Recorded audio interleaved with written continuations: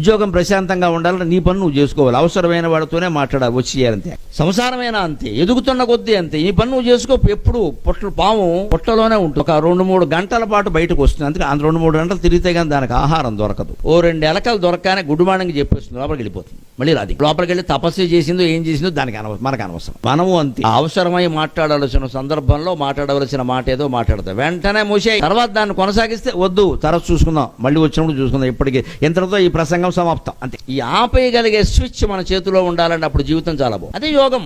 ఆసనాలు వేయడమును జమ్ము ఎక్సర్సైజ్ చేయడం కాదు యోగం. మనోయోగం ప్రధానం. ఇక్కడ నీ శరీరం ఎంత బాగున్నా సరే మనస్సును ఆపగలుగుతున్నావా? ఇంద్రియ నిగ్రహం లేనప్పుడు ఎన్ని యోగా క్లాసులకు వెళ్ళినా, ఎంత యోగాభ్యాసం చేసినా ఉపయోగం వెళ్ళ. నీ శరీరం బాగుండదు. ఫిజికల్ ఫిట్నెస్ ఉండేవాళ్ళు చాలా మంది ఉన్నారు, కానీ మెంటల్ ఫిట్నెస్ లేదండి. చిన్నది రాగానే ఆత్మహత్య, లేదా పెద్ద కోపం, ఇంట్లో సామాన్లు బదలు కొట్టేయడం. దీనికి యోగా నీకు పని లేక. అది కూడా నిగ్రహించుకోగలగా.